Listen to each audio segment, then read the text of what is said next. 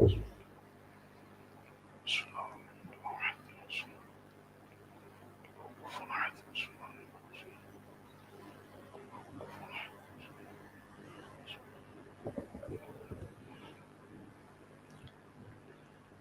باللہ من الشیطان اللعین الرجیم بسم اللہ الرحمن الرحیم الحمد للہ رب العالمین والصلاة والسلام علی اشرف الانبیاء والمرسلین سیدنا و نبینا و شفیع ذنوبنا بالقاسم محمد صلی اللہ علیہ وعلى آلہ الطیبین الطاہرین المعصومین المظلومین المنتخبین المنتجبین ولعنۃ اللہ علی اعدائہم اجمعین اما بعد فقد قال اللہ تبارک و تعالی فی کتابہ المجید وقولہ الحق بسم اللہ الرحمن الرحیم یا ایہا الذین آمنوا اتقوا اللہ ولتنظر نفس ما قدمت لغد صلوات پڑھ دے محمد و آل محمد پر صلی اللہ علی محمد و آل محمد۔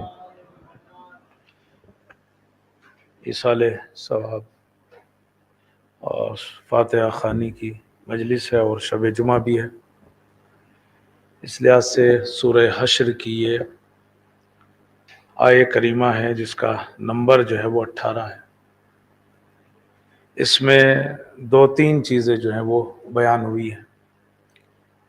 یا ایہا الذین آمنو، اے صاحبان ایمان، یعنی اللہ کا جو خطاب ہے وہ مومنین سے ہے، مسلمانوں سے نہیں ہے۔ مسلمان اور مومن میں فرق ہے، اور خود قرآن نے بھی اسے ایک جگہ بیان کیا ہے۔ قالت الاعراب، جب کچھ عرب نے یہ بات کہی کہ آمنا، قالوا آمنا، جب ان لوگوں نے کہا کہ ہم ایمان لے کے آئے، یعنی ہم مومن ہیں، تو اللہ نے کہا میرے رسول ان سے کہو کہ نہیں، ولیکن قولوا اسلمنا، ان سے کہو ایمان نہیں لائے ہو بلکہ تم اسلام لائے ہو۔ تو اس کا مطلب صاف ہے کہ ایمان اور اسلام میں ایک فرق ہے، اور وہ فرق کیا ہے وہ خود بھی اللہ نے اسی آیہ کریمہ میں بیان کیا ہے۔ وَلَمَّا يَدْخُلِ الْإِيمَانُ فِي قُلُوبِكُمْ، اس لیے کہ ابھی ایمان جو ہے وہ تمہارے دل میں داخل نہیں ہوا ہے۔ یعنی جب تک صرف زبان سے اقرار کرتا رہے آدمی لا الہ الا اللہ اور محمد رسول اللہ، صرف زبانی اقرار ہو تو یہ اسلام کہلاتا ہے، لیکن جب اسی چیز کے اوپر یقین کر لے تو یہ ایمان کہلاتا ہے۔ تو مسلم اور مومن میں فرق ہے۔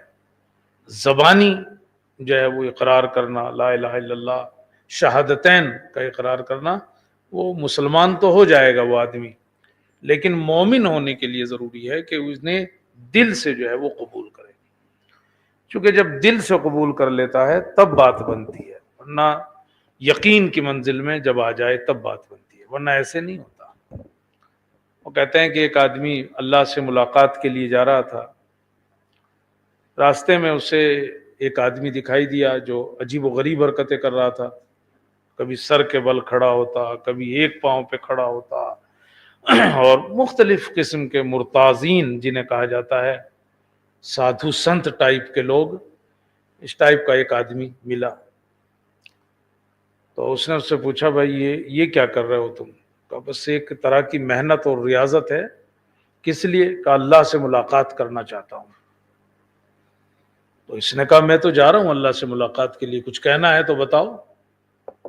اس نے کہا بس یہی کہہ دینا کہ آخر میں اتنے دنوں سے محنت کر رہا ہوں، میں بھی چاہتا ہوں کہ اللہ کا دیدار ہو جائے، اللہ سے جو ہے وہ میری ملاقات ہو جائے۔ کہا ٹھیک ہے میں جا کے کہہ دوں گا۔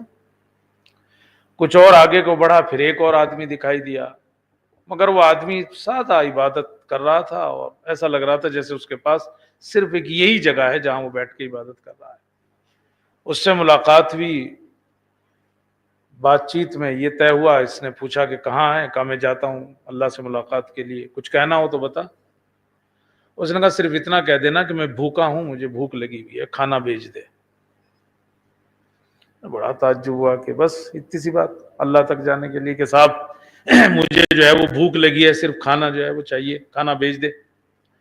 اب کہتے ہیں بہرحال یہ اللہ سے ملاقات کے لیے پہنچ گیا، اور جب باتوں کے بعد اللہ نے کہا کوئی ملا تھا تمہیں؟ کہا ہاں 2 لوگ ملے تھے۔ کہا پھر کچھ پیغام ہے؟ کہا ہاں، ایک جو بہت زیادہ ریاضت کر رہا تھا، جو ایک بہت زیادہ محنت کر رہا تھا، کبھی سر کے بل کھڑا ہوتا، کبھی ایک پیر پہ کھڑا ہوتا تھا، اور مختلف قسم کی۔ اور میں نے جب اس سے کہا میں اللہ سے ملنے جا رہا ہوں، تو اس نے کہا کہ میرا بھی ایک پیغام ہے، اور وہ یہ ہے کہ میں اللہ سے ملاقات کرنا چاہتا ہوں۔ کب ہوگی ملاقات؟ کیا حکم ہے؟ کہا بس اس سے کہہ دینا جا کے ابھی لگا رہے، وقت نہیں آیا۔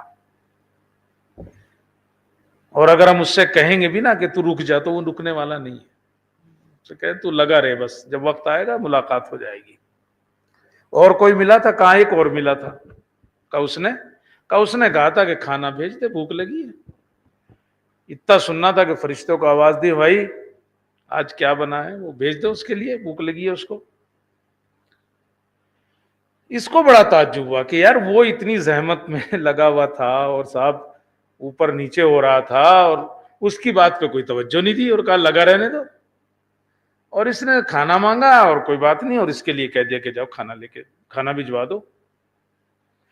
کہا فرق کیا ہے اس میں؟ کہا سمجھ جاؤ گے، بس تم جب جانا تو ایک واقعہ بیان کرنا، ہوا ان سے یہ کہنا جب وہ کوئی پوچھے کہ اللہ کے پاس گئے تھے کیا عجیب چیز دیکھی، کہ بس اتنا کہنا کہ میں نے اپنی آنکھوں سے دیکھا کہ اللہ نے سوئی کا جو سوراخ ہوتا ہے اس میں سے اونٹ کو نکال دیا، سوئی کے سوراخ میں سے اونٹ کو جو ہے وہ نکال دیا۔ بس یہ بتانا، تمہیں خود پتہ لگ جائے گا۔ اور اب کہتے ہیں کہ آج ڈرائیور بدلا ہوا ہے، اور اب کہتے ہیں کہ یہ جو ہے وہ آیا اور اس سے پہلے والے سے ملا، اور کہا بھائی ہاں میری بات ہوئی تمہاری، میرا پیغام دیا کہ میں ملاقات کرنا چاہتا ہوں، اتنی زحمتیں کر رہا ہوں۔ کہا ہاں۔ کہا پھر کیا کہا کہ ابھی لگے رہو، ابھی ٹائم نہیں آیا۔ کہا اچھا یہ بتاؤ، ٹھیک ہے میں تو ابھی لگا رہوں گا، مگر یہ بتاؤ ادھر ہوا کیا، دیکھا کچھ؟ کہا ہاں دیکھا، میں نے دیکھا کہ اللہ نے سوئی کے سوراخ میں سے اونٹ نکال دیا۔ لگا پاگل ہے تو، ایسا ہو سکتا ہے کہیں چھوٹی سے سوئی کے سوراخ میں سے اونٹ نکل جائے؟ یہ محال ہے، یہ ناممکن ہے۔ ابھی دیکھیے وہ ہوتا ہے، ایک ہوتا ہے اسلام، ایک ہوتا ہے ایمان۔ اسلام صرف زبان پہ ہے، اقرار ہے، شہادتین کا اقرار ہے بس، لیکن ایمان جو ہوتا ہے نا وہ دل میں ہوتا ہے، وہ مضبوط یقین کو جو ہے وہ ایمان کہتے ہیں۔ یا ایھا الذین آمنو کہا ہے، یا ایھا المسلمون نہیں کہا ہے۔ اب یہ دوسرے کے پاس گیا، دیکھا وہ تو بیٹھا ہوا کھانا کھا رہا ہے، آ گیا اس کا مطلب کھانا ادھر سے۔ کہنے لگا بھائی میں نے تیرا پیغام دیا تھا اور میں سمجھ گیا تیرا کھانا بھی آ گیا۔ کہا ہاں یہ تو نے چونکہ کہا تھا کہ کچھ کہنا ہے تو بتا، اس لیے میں نے کہہ دیا تھا کہ کھانا بھیج دے، ورنہ وہ سب تو کام اسی کا ہے، میرا ہی تھوڑا ہی، سب کو کھانا ہی وہی دیتا ہے۔ یہ تو چونکہ نے کہا تھا میں ادھر جا رہا ہوں، لہٰذا میں نے کہہ دیا کہ بھائی میرا کھانا جو ہے وہ بھیج دینا۔ اچھا یہ بتا کچھ دیکھا ادھر؟ اب یہاں سے وہ فرق پتہ لگ جاتا ہے کہ ادھر کچھ دیکھا؟ کہا میں نے دیکھا اللہ نے جو ہے وہ سوئی کے سوراخ میں سے اونٹ نکال دیا۔ تو یہ کون سی تعجب کی بات ہے؟ ارے بھائی وہ خدا ہے، اگر وہ چاہے تو سوئی کے سوراخ میں سے پوری دنیا کو نکال سکتا ہے، وہ قادر مطلق ہے۔ اور اب اس کی بات سمجھ میں آ گئی کہ اس کا مطلب یہ ہے کہ ان دونوں میں کتنا جو ہے وہ فرق ہے، کہ اللہ نے اسے کہا کہ لگے رہو ابھی ملاقات کا وقت نہیں آیا ہے، اور اس کے لیے کھانے کی خواہش کی تو اس کو جو ہے وہ فوراً بھیج دیا۔ تو یہ جو آیہ کریمہ یہ کہہ رہی یا ایھا الذین آمنو، اے صاحبان ایمان، مسلمان کو مخاطب نہیں کیا ہے اس میں، اور قرآن مجید کی زیادہ تر آیتوں میں یا ایھا الذین آمنو ہے۔ اللہ کے مخاطب وہ لوگ ہیں کہ جو یقین رکھتے ہیں اس کی ذات کے اوپر، جو یقین رکھتے ہیں اسلام کے اوپر۔ اور پھر جب وہ مخاطب کرتا ہے یا ایھا الذین آمنو اتقوا اللہ، تقوی الہی اختیار کرو، یعنی ایمان کافی نہیں ہے صرف کہ صاحب جو ہے وہ ایمان ہو گیا تو بس یہی بڑی بات ہے، نہیں، ایمان کے بعد عمل ضروری ہے۔ اتقوا اللہ، تقوی الہی۔ تقوی کا مطلب کیا ہے؟ محرمات، حرام چیزوں سے دوری، اور واجبات کو ادا کرنا، یہ ہے تقوی۔ وہ کہتے ہیں تقوی الہی اختیار کرو. تقوی الہی اختیار کرو کیا مطلب ہے؟ کہ بھائی جو محرمات ہیں، جو حرام چیزیں ہیں، ان سے آدمی بچے، اور جو واجبات ہیں انہیں انجام دے. یعنی ایمان کے بعد دوسری چیز جو اللہ نے مانگی ہے وہ ہے عمل. بعض لوگ کہتے ہیں کہ ہمارا ایمان تو بڑا پکا ہے، ایمان بڑا پکا ہے مگر عمل میں بالکل جو ہے وہ زیرو ہے، وہ کوئی فائدہ نہیں ہے. رسول اکرم نے ارشاد فرمایا ہے ایمان اور عمل دونوں ایک دوسرے کے شریک ہیں. اللہ ایمان کو بغیر عمل کے اور عمل کو بغیر ایمان کے قبول نہیں کرے گا. لہذا صرف یہ کہنا کہ ہم تو پکے مومن ہیں مگر نماز نہیں، روزہ نہیں، حج و زکوٰۃ نہیں، جو احکامات اسلامی ہیں ان پر عمل نہیں، اور بس صرف کہے کہ میں پکا مومن ہوں، اللہ قبول نہیں کرے گا اس چیز کو. اس لیے کہ ہر چیز کی ایک نشانی ہے. ایمان اگر ہمارے اندر ہے تو اس کی نشانی جو ہے وہ عمل ہے، تبھی تو پتہ چلے گا کہ بھائی ایمان ہے. اس ایمان کی علامتیں جو ہیں وہ عمل میں دکھائی دیتی ہیں. رسول اکرم نے وہ مشہور واقعہ نماز صبح پڑھی اور جب نکلنے لگے تو دروازے پہ دیکھا وہ جوان بیٹھا ہے حارثہ نامی، اور صاحب اونگ رہا ہے، آنکھیں جو ہیں وہ اندر کو دسی ہیں، چہرے کے اوپر جو ہے پیلا پن آ گیا ہے. تو رسول اکرم نے پوچھا بھائی تمہیں کیا ہو گیا، ٹھیک ہو؟ اس نے کہا نہیں، میں مومن حقیقی ہوں، سچے والا مومن ہوں. تو رسول اکرم نے پوچھا بھائی ہر چیز کی ایک نشانی ہوتی ہے، تم اگر کہہ رہے ہو پکے مومن ہو، تمہاری کیا نشانی ہے، علامت کیا ہے؟ تبھی تو پتہ چلے گا نا کہ تم سچے مومن ہو.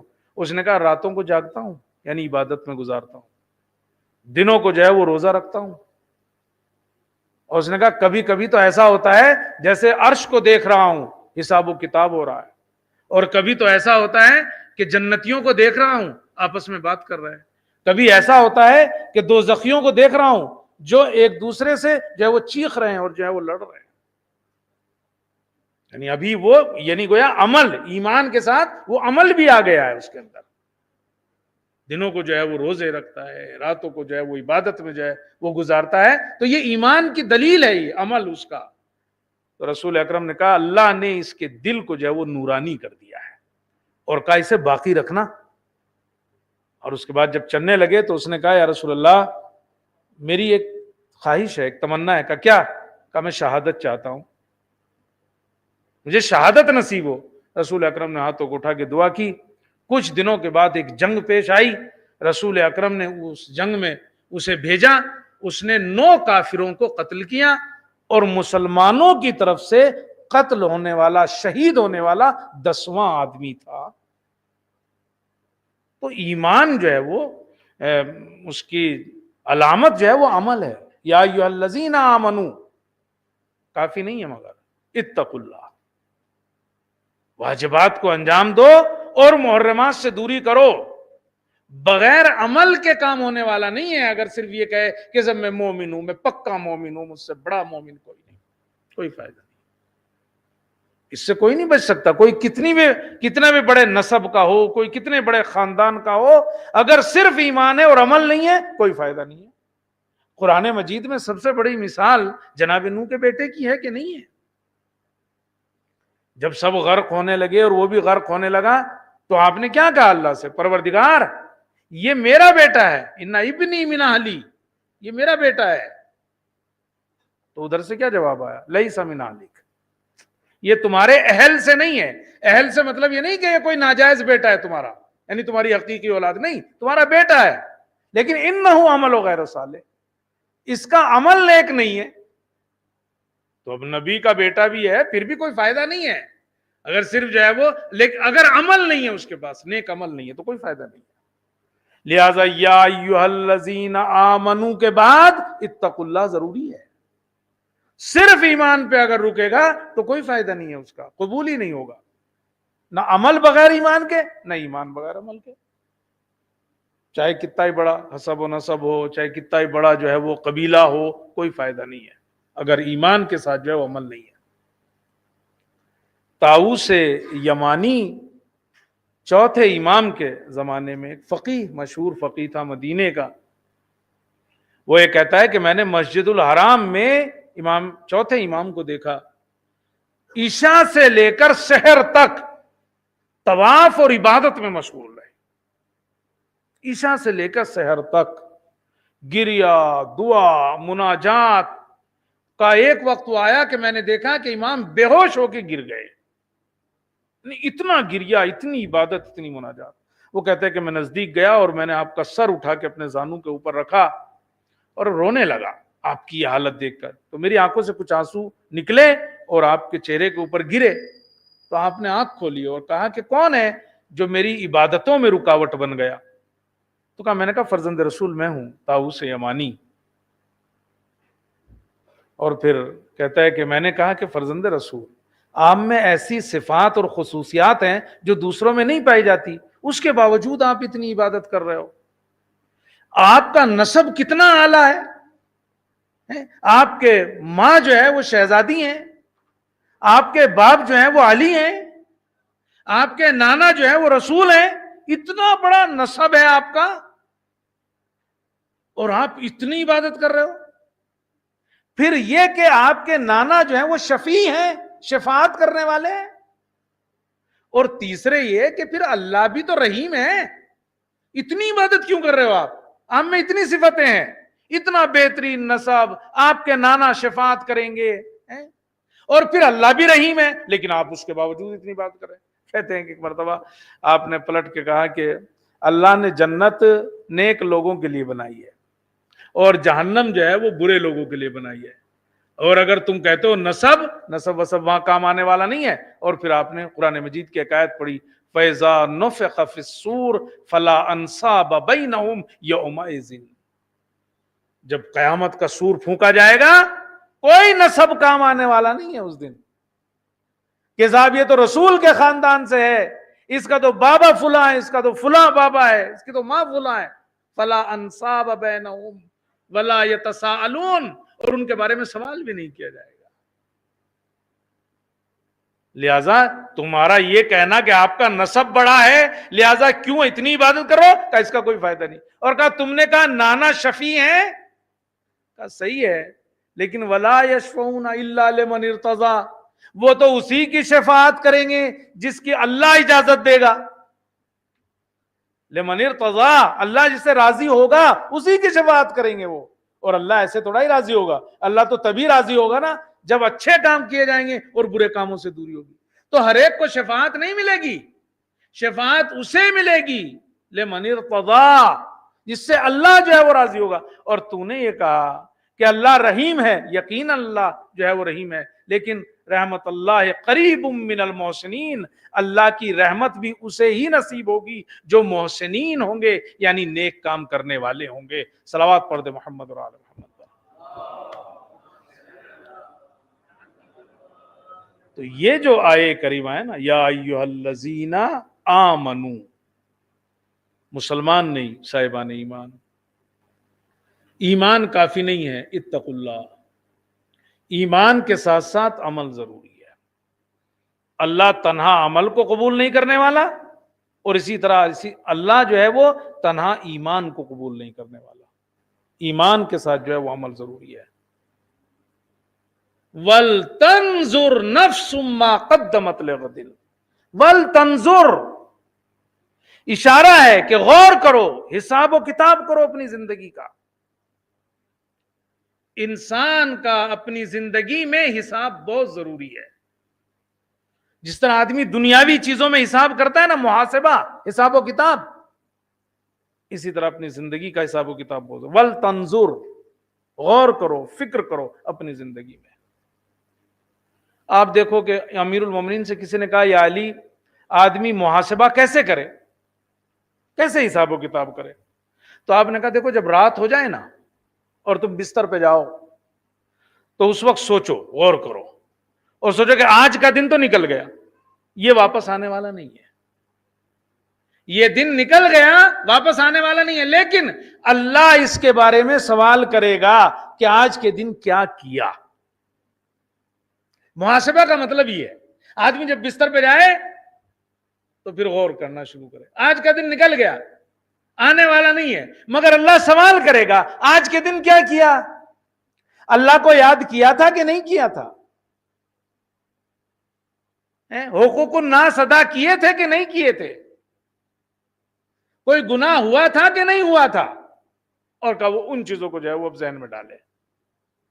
اور امام فرماتے ہیں کہ اگر وہ دیکھے کہ اس سے اچھے کام سرزد ہوئے ہیں، یعنی اس نے آج کے دن اچھے کام کیے ہیں، تو شکر کرے اللہ کا، اللہ تیرا شکر ہے تو نے اچھے کاموں کی توفیق دی. اور اگر جب حساب و کتاب کیا اور دیکھے کہ نہیں گناہ ہوئے ہیں، تو توبہ کرے اور وعدہ کرے کہ آئندہ یہ گناہ نہیں کروں گا. یہ ہے حساب کا مطلب. محاسبہ ولتنظر نفس، غور کرو اپنے نفس میں. یا ایھا الذین آمنوا اتقوا اللہ ولتنظر، غور کرو، محاسبہ کرو. ساتویں امام نے ارشاد فرمایا ہے لیس منا، وہ ہم میں سے نہیں ہے جو ہر رات اپنا محاسبہ نہ کرے. حساب و کتاب بہت ضروری ہے. آدمی کو جو ہے وہ دیکھنا چاہیے ہم سے کتنے گناہ سرزد ہو جاتے ہیں، احساس بھی نہیں ہوتا ہے نا. سما نامی ایک آدمی بڑا حساب و کتاب کرتا تھا اپنا. ایک دن کہتا ہے کہ اس نے حساب کیا کہ وہ کتنی عمر ہو گئی میری؟ کہنے لگا 60 سال. کیا اگر ایک سال میں کتنے دن ہوتے ہیں؟ کہ 365 دن. کہ اگر ہر روز ایک گناہ بھی ہوا ہوگا تو 60 سال میں کتنے گناہ ہوئے ہوں گے؟ اگر 60 سال میں ہر دن ایک گناہ بھی لگاؤ تو کتنے گناہ ہوئے ہوں گے آدمی کے؟ 21,900 کے قریب شاید ہوتے ہیں. کہا جب گناہ ہوئے ہوں گے. کہتے کہ اتنے گناہ؟ اور کہتے ہیں ایک مرتبہ سوچا، گرا اور مر گیا. اب 21,000 گناہ، 22,000 گناہ زندگی میں ہے تو یہ وہ محاسبہ ہے. مگر ہوتا کیا ہے، وہ گناہ جو ہے جب آپ ابتدائے نظر میں آپ دیکھو گے تو دکھائی نہیں دیتے، احساس ہی نہیں ہوتا کہ ہم نے کوئی گناہ کیا ہے آج پورے دن. مثال کے طور پر آدمی اگر سوچ لے، ویسے ہی سوچے، بس اگر ایسے ہی ایک ایسے ہی نگاہ ڈالے اپنے اوپر اور بس ایسے ہی گزر جائے، احساس ہی نہیں ہوتا. ابھی میں سوچنے لگوں کہ آج مجھ سے کیا گناہ ہوا ہے تو مجھے تو کچھ سمجھ میں نہیں آ رہا. مجھے کچھ سمجھ میں نہیں آ رہا کہ کوئی گناہ ہوا ہے مجھ سے مثلا ظاہری طور پر. لیکن گناہ تو ہوئے ہوتے ہیں. آدمی جب غور کرتا ہے نا جزئی طور پر تب اندازہ ہوتا ہے. وہ کہتے ہیں نا رسول اکرم ایک جنگل میں گئے جہاں کوئی درخت ورخت کچھ بھی نہیں تھا، صرف صحرا.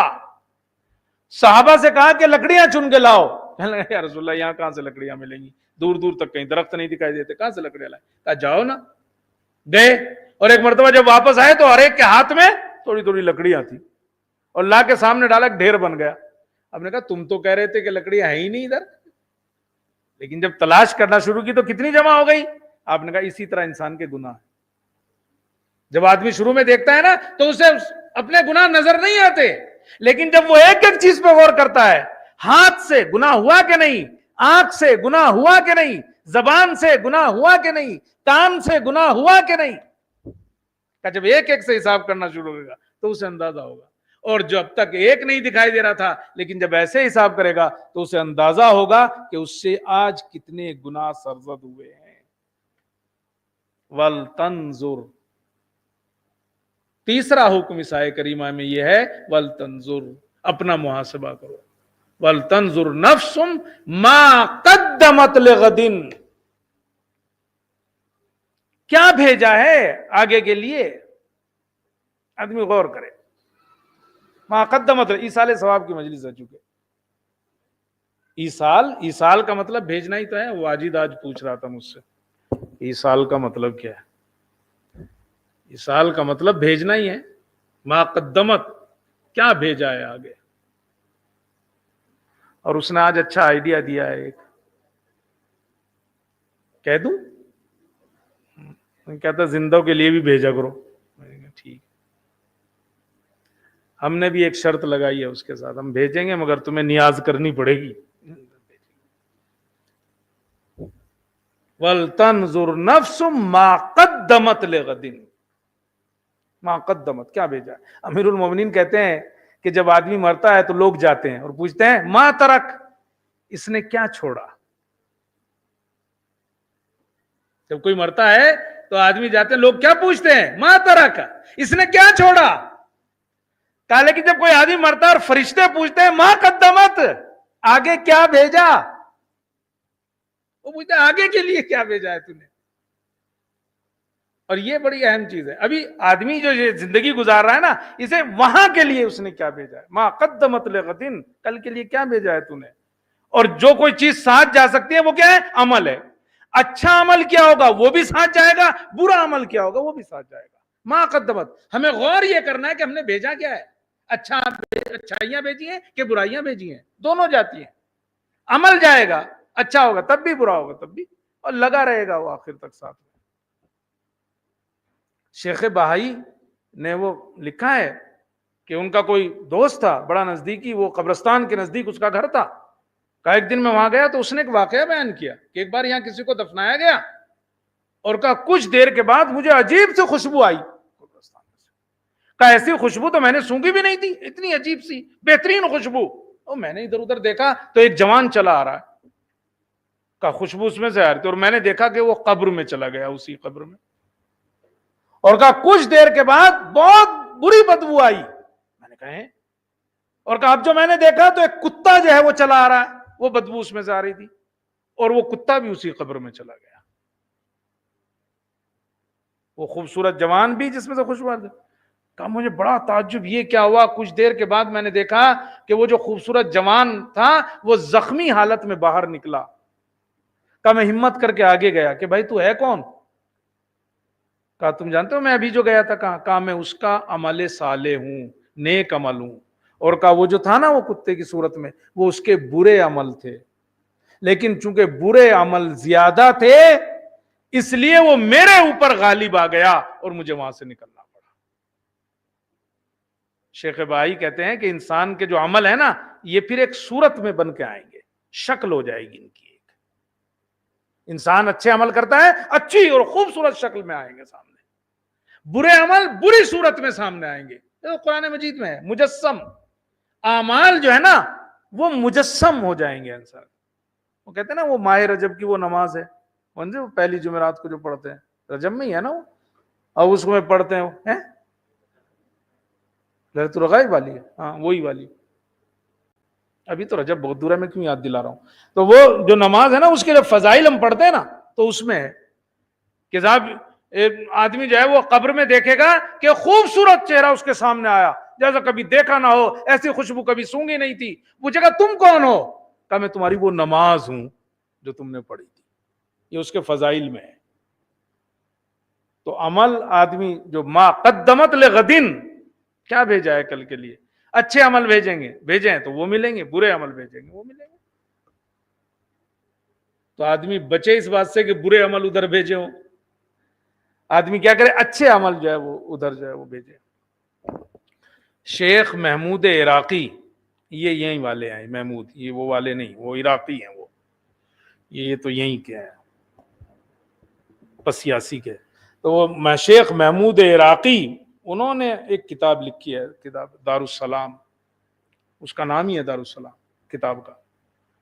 اور اس میں انہوں نے ایک واقعہ لکھا ہے کہ علامہ ہلی کی ایک کتاب ہے، اس پہ جو ہے انہوں نے اس کی پشت پہ ایسے ہی اپنے ہاتھ سے لکھ رکھا ہے اس واقعے کو، یعنی چھپا ہوا نہیں ہے. علامہ ہلی نے اس واقعے کو اپنی ایک کتاب کے ایسے ہی لکھ دیتے ہیں بہت سے علماء. وہ پرانے علماء جو تھے جب ان کی کتابیں آپ دیکھو گے تو حاشیے پہ بہت سی چیزیں لکھی ہوئی ہوتی تھی ادھر ادھر، یہ وہ کچھ واقعہ. تو وہ کہتے ہیں کہ علامہ ہلی نے یہ واقعہ لکھا. وہ کہتے ہیں کہ ایک دن میں تھوڑا سا پریشان تھا، موڈ نہیں بنا ہوا تھا، غم زدہ ٹائپ تھا. تو میں نے سوچا لاؤ تھوڑا غم ہلکا کرنے کے لیے قبرستان چلتا ہوں. میں نے کہا واہ اچھی جگہ ڈھونڈی، آدمی غم ہلکا کرنے کے لیے قبرستان جائے. ہم تو چلو یار آج موڈ سا نہیں بننا، چلو آج کسی ہوٹل میں جاتے ہیں کچھ کھا کے آتے ہیں، چلو کسی جو ہے پارک میں جاتے ہیں. یہ تو وہ لوگ ہیں جو یہیں والے ہیں، وہ کچھ تو پھر دبئی جا کے ہی ان کا موڈ صحیح ہوتا ہے، اور کچھ کا تو اور ہی کہیں جا کے ہوتا ہے. پھر وہ تو میں نام بھی نہیں لے سکتا مسئلہ، مگر یہ وہ لوگ تھے جن کا موڈ قبرستان میں صحیح ہوتا تھا. علامہ علی اور کہا کہ میرا ایسے ہی مزہ نہیں آ رہا، میں قبرستان چلا گیا. قبرستان میں قبر سے گزر رہا تھا، قبروں کے بیچ سے ایک قبر کے اوپر کھڑا ہوا اور اچانک سوچنے لگا اے کاش مجھے پتا ہوتا اس قبر میں کون ہے، پوچھتا کیسی گزر رہی ہے اس کے اوپر. اتنا سوچا تھا کہ عجب سا مکاشفہ ہوا، یعنی نیند اور جاگنے کی حالت سی پیدا ہوئی، اور صاحب جو ایک جوان جو ہے وہ باہر نکلا. السلام علیکم. وعلیکم السلام. کون؟ کہا وہی تو ہوں میں، قبر والا، اسی قبر کا آدمی. میں تو بھاگ پڑتا کہ بھائی یہ تو مصیبت آ گئی. تو میں اس نے کہا کہ میں وہی ہوں صاحب قبر. اچھا کیسی گزر رہی ہے تمہاری؟ اب اس نے اپنی سٹوری بیان کی اور اس نے کہا کہ میں یہیں پڑھتا تھا، طالب علم تھا، تم تو جانتے ہو حالات خراب تھے ہمارے مالی اعتبار سے، اسی میں بیمار پڑ گیا. پہلے تو شروع میں دوائی اور کھانے وانے کے لیے باہر چلا بھی جاتا تھا، پھر وہ بھی ختم ہو گیا، بستر پہ آ گیا. اور کہا ایک دن جو ہے وہ میرے کمرے میں خوبصورت جوان آیا. اس نے حالات پوچھے اور کہا تمہارے لیے ڈاکٹر بلاؤں؟ اس نے کہا اس سے اچھی بات کیا ہوگی بھائی، کوئی طبیب بلا لو. اس نے کسی ڈاکٹر کو بلوایا. کہا ایک دوسرا آدمی داخل ہوا اور کہا اس نے وہ میرا پاؤں جو ہے وہ دبانے یوں شروع کرنا شروع کیا. کہا میں نے دیکھا جہاں جہاں ہاتھ رکھتا جاتا ہے میں ٹھیک ہوتا چلا جا رہا ہوں، جہاں جہاں ہاتھ رکھ رہا ہے ٹھیک ہوتا ہے.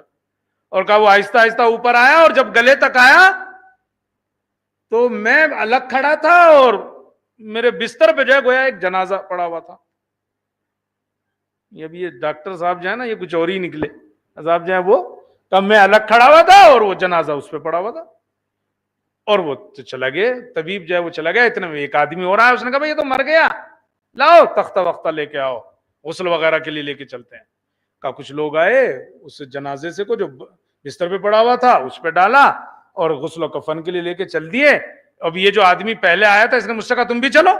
کہا میں بھی اس کے ساتھ چلا گیا. کہا غسل و کفن دیا، تشییع جنازہ ہونے لگی. کہا میں بھی قبرستان تک ساتھ چلا گیا.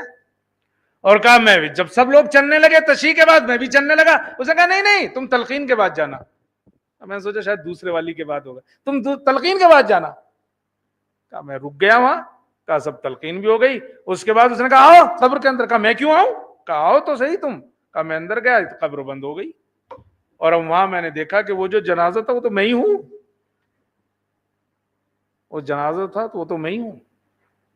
اور کہا میں نے پوچھا کہ بھائی یہ کیا چکر ہے؟ وہ ڈاکٹر کون تھا؟ کہا وہ ڈاکٹر نہیں ملک الموت تھے صاحب. اور کہا تم کون ہو؟ کہا میں تمہارا عمل صالح ہوں، میں تمہارے ساتھ رہوں گا آخر تک. اور کہا اس کے بعد قبر جو ہے وہ گشادہ ہو گئی اور میرے لیے گویا ایک باغ اور اس میں ایک محل اور میں وہیں زندگی گزار رہا ہوں. اور اب چونکہ تم نے خواہش کی تھی کہ میں صاحب قبر سے ملنا چاہتا ہوں، اس لیے اللہ نے مجھے اجازت دی کہ میں آؤں اور تم سے ملاقات کروں اور اپنے حالات تمہیں بتاؤں. صلوات پڑھ دے محمد اور آل محمد.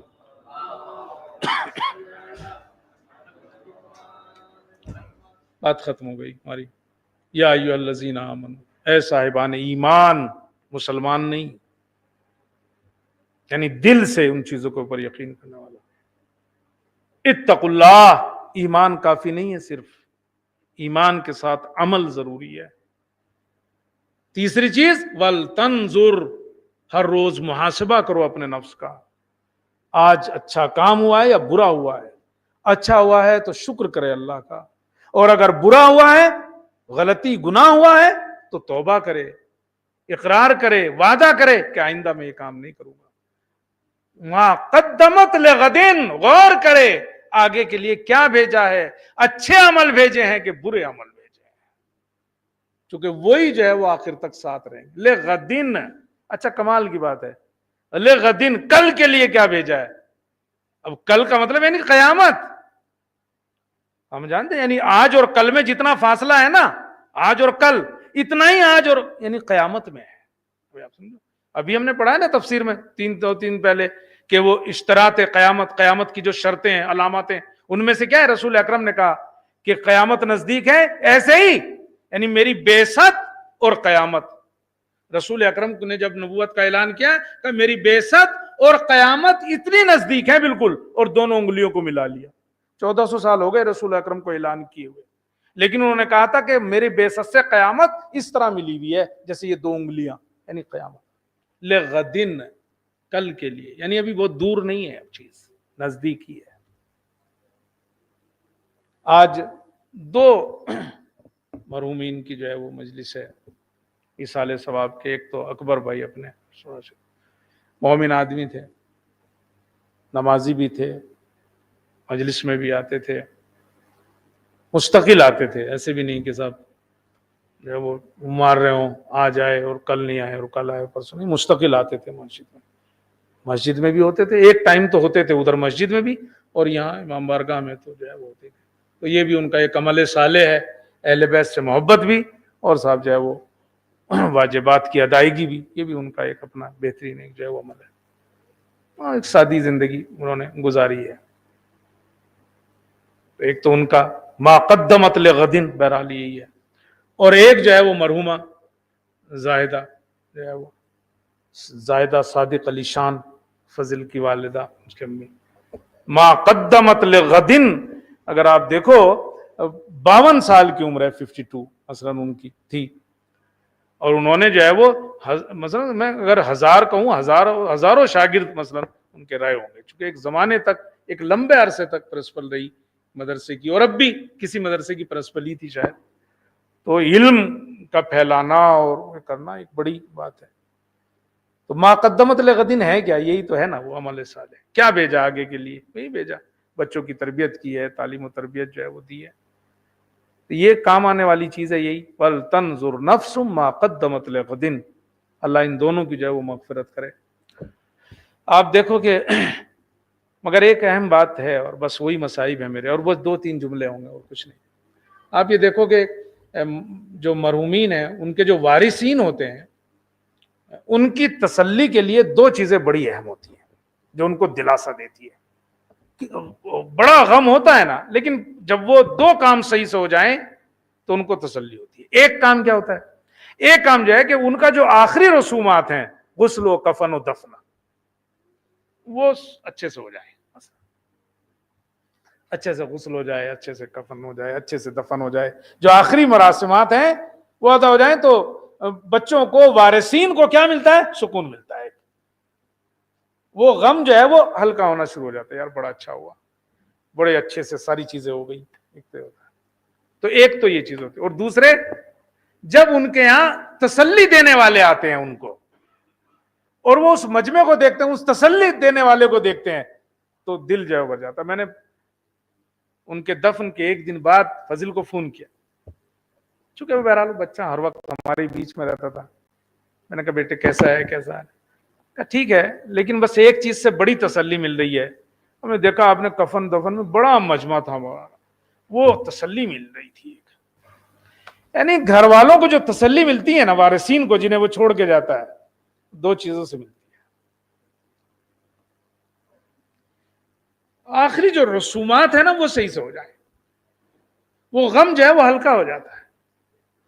تسلی دینے والے جتنے زیادہ ہوتے ہیں نا، اتنا غم جو ہے وہ ہلکا ہوتا چلا جاتا. اللہ رے اہل بیت کا گھر آگا، ماں آ گئی. کربلا کو بھی اگر آپ دیکھو تو کوئی بھی چیز تو صحیح نہیں ہوئی بچوں کے لیے. امام حسین کا لاشا جو ہے وہ زمین میں پڑا ہے، کوئی غسل دینے والا نہیں، کوئی کفن دینے والا نہیں. غسل و کفن دینا تو دور، اگر کیسے تسلی ملتی بیٹے کو، بیٹی کو، بہنوں کو، کیسے تسلی ملتی؟ غسل و کفن. ہاں، شہادت کے بعد یہ خبر دی جا رہی ہے کہ ایک اور مصیبت آنے والی ہے. تو شہزادی نے کہا تھا اس سے بڑی مصیبت کیا ہے؟ اور کہ نہیں ایک اور مصیبت ہے، اور وہ یہ کہ گھوڑوں کی نال بندی کی جا رہی ہے تاکہ جنازے کے اوپر گھوڑوں کو جو ہے وہ دوڑایا جائے. اللہ اکبر. اور دوسری تسلی یہ ہوتی ہے کہ لوگ آئیں اور تسلی دیں، دلاسا دے. اللہ اللہ. لیکن امام کی شہادت کے بعد نہ بہنوں کو کوئی تسلی دینے والا تھا، نہ بیٹوں اور بیٹیوں کو تسلی دینے والا تھا. اللہ. ہاں یہ دیکھا گیا ہے تسلی کی جگہ درے مارے گئے، کانوں سے گوشوارے چھینے گئے، تماچے لگائے گئے.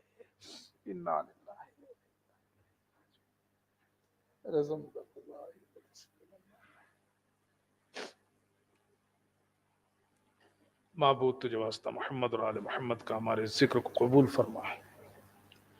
معبود اس ذکر کا ثواب تو نے جو معین کیا ہے اس سے ان مرحومین کی روح کو ایصال فرما. معبود تجھے واسطہ محمد اور آل محمد کا ان دونوں مرحومین کو اعلیٰ علیین میں جگہ عنایت فرما۔ ابو تجھے واسطہ محمد اور آل محمد کا انہیں جنت میں ائمہ معصومین علیہ السلام کے ساتھ محشور فرما۔ معبود تجھے واسطہ محمد اور آل محمد کا ان کے سیئات اور گناہوں کو جو ہے وہ بخش دے۔ معبود تجھے واسطہ محمد اور آل محمد کا ان کے جو گناہ ہیں ان کو نیکیوں میں جو ہے وہ بدل دے۔ معبود تجھے واسطہ محمد اور آل محمد کا ہمیں بھی عمل صالح کی توفیق عنایت فرما۔ امام زمانہ کے ظہور میں تاجیل اور ان کے اعوان و انصار میں شمار فرما۔ آپ حضرات سے گزارش ہے کہ الحمد اور سورہ توحید کی تلاوت فرما کر ان مرحومین اور دوسرے تمام مرحومین خاص طور سے معانزہ کے جو بزرگان ہمارے درمیان تھے اور چلے گئے ان سب کی روح کو جو ہے وہ ایصال فرما دیں۔ بسم اللہ۔